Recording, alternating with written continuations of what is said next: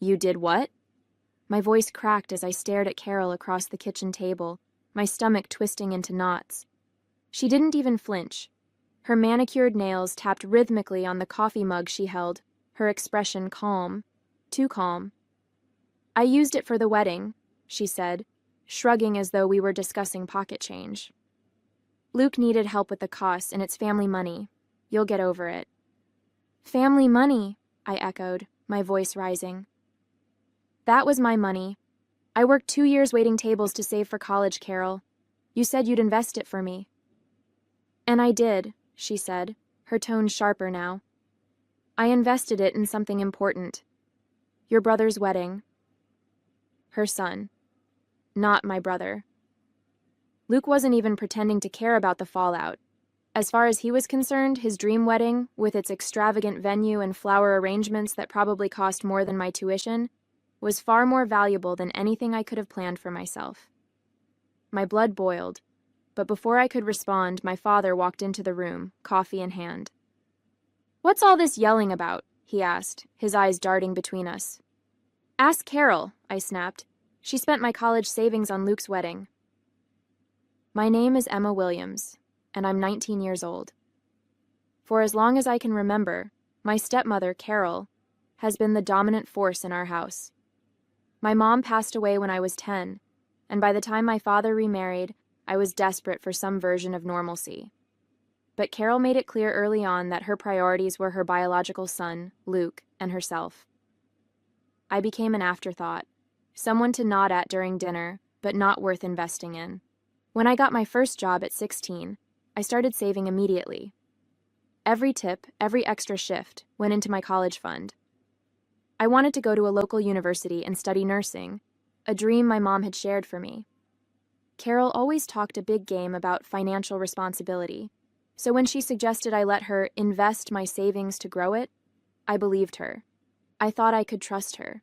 I was wrong. I don't understand, my dad said, scratching his head as Carol breezed past him, clearly done with the conversation. Why didn't you tell me? I didn't know until now, I said, my voice trembling. She said she'd invest the money for me, but she spent it all on Luke's wedding. He frowned, but I could see the conflict in his eyes. He hated confrontation, and Carol knew it. I'm sure there's been some misunderstanding, he said weakly. Let me talk to her. A misunderstanding? I said, my voice rising. Dad, she admitted it. She doesn't even think she did anything wrong. My father didn't have an answer. He muttered something about needing to get to work and disappeared upstairs, leaving me alone in the kitchen with the weight of my stepmother's betrayal pressing down on me. She had stolen my future, and my father was too spineless to stand up to her. That night, as I lay in bed staring at the ceiling, my anger turned into resolve. I wasn't going to let her get away with this. That money was mine, and if my father wouldn't fight for me, I'd fight for myself. The next morning, I called a local lawyer whose name I found on a flyer at the library. I need to know if there's anything I can do, I told him, explaining the situation. It's my savings. I worked for it. Can I get it back? Possibly, he said, his voice calm and professional. If you can prove the money was yours and that she used it without your consent, you have a case. But it won't be easy. Are you prepared to go to court? I hesitated. Taking my stepmother to court felt drastic, but what choice did I have? Carol wasn't going to admit she was wrong, and my father clearly wasn't going to intervene. Yes, I said firmly, I'm prepared. When I told my father about the lawsuit, he was horrified. Emma, do you really want to do this? He asked, pacing the living room. It's just going to cause more tension in the family. She already caused tension, I shot back. Dad, she stole from me. This isn't about family, it's about what's right. His shoulders slumped, and for a moment I thought he might side with me. But then Carol walked in, her face a mask of irritation. So, what's the plan, Emma? She sneered. You're going to drag your family through the mud over a few $1,000s? Real mature? It's not just a few $1,000s, I said, my voice shaking but steady. It's my future, and I won't let you take that from me. Her lips curled into a smirk. Do what you have to do, sweetheart. You won't win. That was the moment I knew there was no turning back. Carol thought she could intimidate me into backing down, but she underestimated just how far I was willing to go. With the lawyer's help, I filed the lawsuit and started gathering evidence, bank statements, pay stubs, anything that proved the money was mine. It wasn't just about the $8,000 anymore. It was about standing up for myself, about refusing to let someone else dictate my worth. Carol had stolen more than my savings. She'd stolen my trust, and I was determined to get it back. Filing the lawsuit against Carol felt like stepping into uncharted territory. I wasn't just taking on my stepmother. I was taking on the fragile balance of my family. My father avoided me more than ever, retreating to his workshop whenever I was home. Carol, on the other hand, went out of her way to antagonize me. She'd leave passive-aggressive notes on the fridge like, maybe save up again, third time's the charm, or make snide comments when we crossed paths. But no matter how hard she pushed, I refused to budge. The court date was set for 3 months later, giving me just enough time to prepare my case. My lawyer, Mr. Peterson, was a patient man in his late 40s who specialized in small claims disputes. "We'll need more than just your word," he said during one of our meetings. "The key is proving that the money was yours, and that Carol used it without your consent. Do you have any records of your savings or a written agreement about the investment?" "I have bank statements showing deposits from my job," I said, pulling a folder from my bag. "And I wrote her a note when I gave her the money, asking her to invest it. It's not a formal agreement, but it's something." He nodded, flipping through the documents. "It's a good start. I'll subpoena her financial records. If she spent the money on the wedding, it should show up in her accounts." The weeks leading up to the trial were tense. My father barely spoke to me, and when he did, it was always to question my decision. "Emma," he said one evening, standing awkwardly in the doorway of my room, "do you really want to go through with this? Carol's furious, and you know how she is when she's angry." "She's furious because she got caught," I replied, not looking up from my laptop. "And yes, Dad, I'm going through with it. She stole from me." He sighed heavily, running a hand through his thinning hair. I don't want this to tear the family apart." I looked at him then, anger bubbling to the surface. "She already tore it apart when she decided I didn't matter, Dad. This isn't my fault, it's hers." He didn't have an answer for that, and he left without another word. Despite the tension at home, I found solace in my friends. They rallied around me, helping me stay focused when doubt crept in. "You're doing the right thing," my best friend Lily said during one of our late-night coffee runs. "She had no right to take your money, and she deserves to face the consequences." "But what if I lose?" I asked, voicing the fear that had been gnawing at me since the beginning. "What if the court sides with her?" "You won't lose," Lily said firmly. "You've worked too hard for this, and even if it doesn't go your way, you're standing up for yourself. That's what matters." Her words gave me strength on the days when the weight of it all felt unbearable. The lawsuit wasn't just about the $8,000 anymore. It was about reclaiming my voice and proving that I wouldn't be silenced or overlooked. As the court date approached, my lawyer uncovered a surprising lead. Among the financial records he subpoenaed, there were inconsistencies in Carol's spending. Large withdrawals had been made from a joint account she shared with my father, but the money hadn't just gone to Luke's wedding. It appeared Carol had been funneling money into a personal account for years, using it for luxury items and trips my father knew nothing about. "This changes things," Mr. Peterson said during our final meeting before the trial.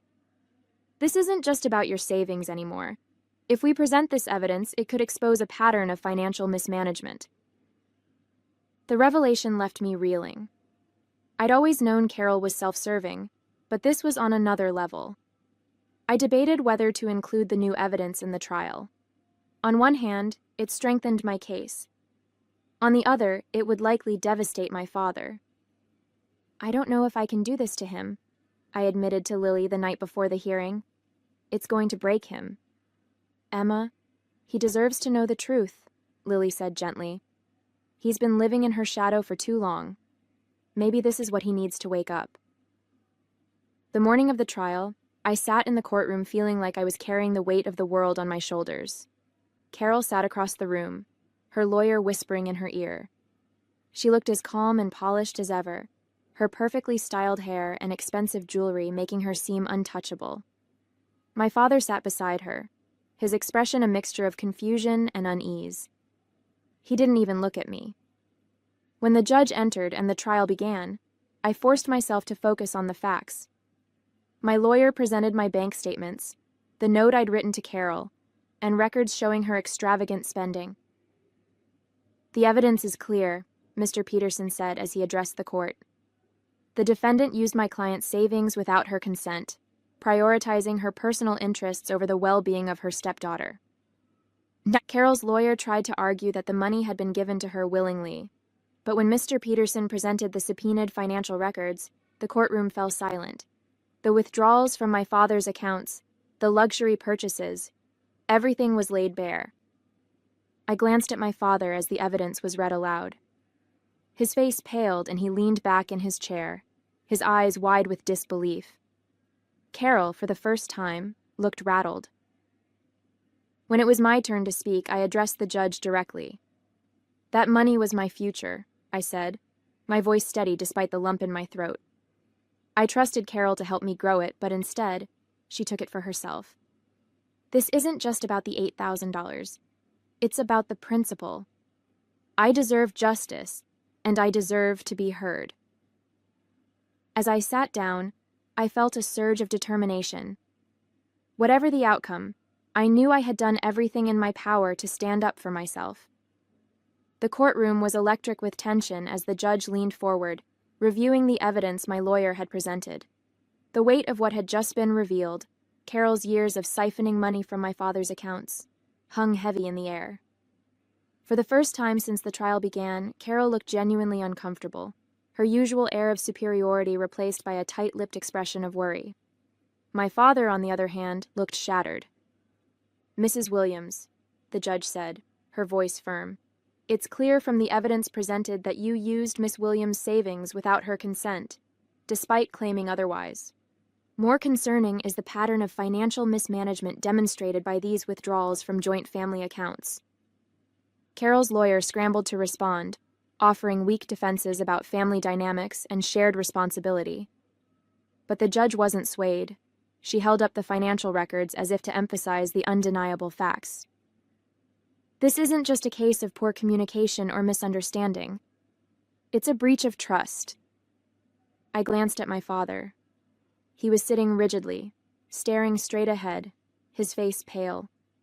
I could see the betrayal sinking in, each new revelation cutting deeper than the last. When it was Carol's turn to speak, she tried to regain her composure. "Your Honor," she began, her voice carefully measured, "this has all been blown out of proportion. I only used Emma's savings because I thought it would benefit the family. My son's wedding was a significant event, and—" "You spent $8,000 on your son's wedding while claiming it was an investment for Miss Williams," the judge interrupted sharply. "And the additional evidence shows you've been withdrawing substantial sums for personal expenses unrelated to the family's welfare.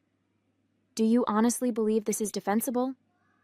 Carol faltered, her practiced facade cracking for the first time. I didn't mean for it to—" "Enough," the judge said, cutting her off. "This case is about more than just money. It's about accountability, Mrs. Williams, and your actions show a clear pattern of selfishness and disregard for the trust placed in you." As the judge prepared to deliver her verdict, my heart pounded. I hadn't dared to hope for this level of validation, but now it felt within reach. When she finally spoke, her words were like a weight lifting off my chest. "In light of the evidence, I'm ruling in favor of the plaintiff, Miss Williams," the judge declared. "Mrs. Williams is ordered to repay the $8,000 in full, with interest, within 60 days. Furthermore, I recommend a review of the defendant's financial dealings to ensure no further improprieties have occurred." A hush fell over the courtroom. Carol's face hardened, her lips pressing into a thin line. My father's head dropped into his hands, as if the full extent of his wife's betrayal had finally sunk in. I exhaled, relief washing over me. The money itself wasn't the only victory. It was the recognition of what I'd endured, the validation that I wasn't just some silly, overly dramatic teenager. I'd been wronged, and now everyone knew it. As we left the courtroom, Carol shot me a glare, her voice low and venomous as she hissed, "You'll regret this, Emma." But I didn't flinch. For the first time in years, I felt stronger than her. "No, Carol," I said, meeting her gaze head-on. "You'll regret underestimating me." My father caught up with me in the hallway, his face lined with exhaustion and regret. "Emma," he began, his voice faltering. "I didn't know. I had no idea she was—" "You didn't want to know," I interrupted, my tone sharp but not unkind. "You looked the other way because it was easier than confronting her. But this is what happens when you ignore the truth." He nodded slowly, his shoulders slumping. "You're right. I failed you. And I'm sorry." It wasn't the heartfelt apology I'd always dreamed of, but it was a start. For the first time, I saw my father not as the passive figure who had let me down, but as a man grappling with the consequences of his choices. It didn't excuse what had happened, but it gave me a sense of closure I hadn't expected. As I walked out of the courthouse, the sun was shining, the weight of the trial finally behind me. The battle had been long and painful, but I'd stood up for myself and won. Carol's actions were exposed for what they were, and my father's blind loyalty to her had been shaken. I glanced at my phone, where a text from Lily lit up the screen. "You did it? Drinks on me tonight?" Smiling, I typed back, "Absolutely." The fight wasn't just about the money, it was about reclaiming my agency, proving to myself that I had the strength to demand what I deserved. And now, with the verdict in my favor, I could finally move forward. The days after the trial felt surreal. The $8,000 was officially mine again, though Carol's begrudging compliance with the court order made it clear this wasn't over for her. She returned home in icy silence, avoiding both my father and me at every opportunity. It was strange to see her so subdued, her usual dominance replaced by a simmering resentment. But for once, she wasn't calling the shots, and that was enough for me. My father, on the other hand, seemed lost. I caught him in the living room one evening, staring blankly at a pile of Carol's financial records that had come to light during the trial. "She lied to me," he said softly, almost to himself. "All these years, and I didn't see it." I sat down across from him, unsure what to say. "You trusted her," I said finally. "That's not a crime, Dad. But ignoring what she was doing, that hurt me." He looked up at me then, his eyes heavy with regret. "I should have stood up for you," he admitted. "I should have listened." For a moment I wanted to lash out, to tell him exactly how much his silence had cost me, but instead, I just nodded. "You still can," I said, "by making sure nothing like this happens again." Carol moved out a week later, taking her smirking sense of entitlement with her. She left a curt note on the kitchen counter. "I'll let you know where to send the rest of my things." My father didn't say much about her departure, but there was a new stillness in the house that I found comforting. For the first time in years, I didn't feel like I had to walk on eggshells in my own home. Luke, predictably, stayed silent. Whether he didn't know how to confront the truth of his mother's actions or simply didn't care, I never heard a word of apology from him. Part of me wanted closure, but another part realized I didn't need it. I'd fought my battle and won. That was enough. I threw myself into planning for college, finally able to see a path forward. The $8,000 wasn't just money, it was proof that I had taken control of my future. I started researching programs, comparing costs, and figuring out how to stretch every dollar. For the first time in months, I felt excited, hopeful.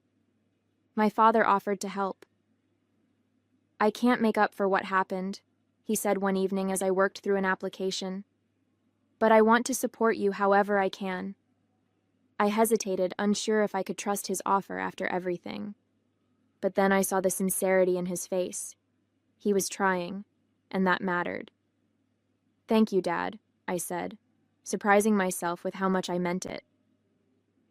In the quiet moments, I thought about what the trial had taught me, not just about Carol or my father, but about myself. I'd always been the quiet one, the one who avoided conflict and tried to keep the peace.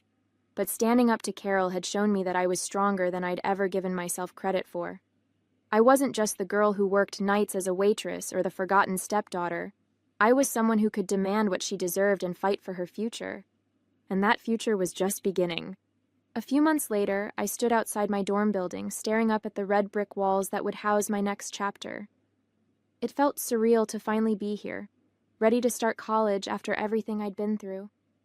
My dad had insisted on helping me move in, and I let him, though he spent most of the time apologizing for carrying boxes the wrong way. For the first time in a long time, his nervous energy didn't irritate me. It felt genuine. "Are you sure you don't need anything else?" he asked for the 5th time, hovering by the door as I unpacked. "I'm good, Dad," I said with a smile. "Thanks for everything." He hesitated, then nodded. "I'm proud of you, Emma. You've worked so hard for this." Hearing those words made my chest tighten. They didn't erase the past, but they showed me that he was trying, and that meant something. As I settled into my new routine, I realized just how much had changed. College was everything I'd dreamed it would be, challenging, exciting, and full of possibility. Every class, every conversation with a professor or peer felt like a step toward the life I'd been fighting for.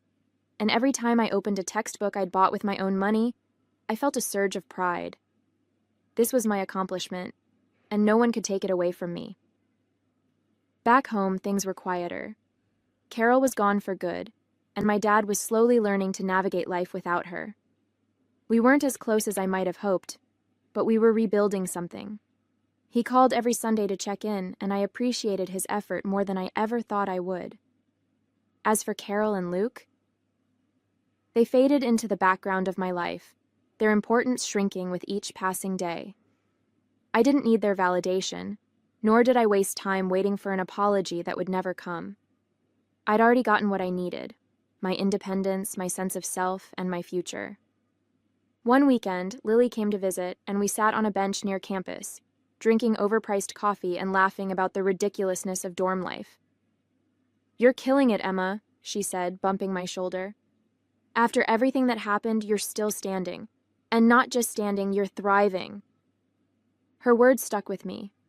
For so long, I'd been defined by what others thought of me: Carol's dismissiveness, my father's inaction, even Luke's indifference. But now, for the first time, I wasn't living in their shadow. I was carving my own path, and it felt incredible. As I walked back to my dorm that evening, the campus buzzing with life around me, I thought about the girl I'd been a year ago, hesitant, uncertain, and too afraid to stand up for herself. That girl was gone. In her place was someone stronger, more confident, and ready to take on whatever came next. This wasn't just a resolution to a chapter. It was the beginning of something new. My life was mine, and I was finally ready to live it.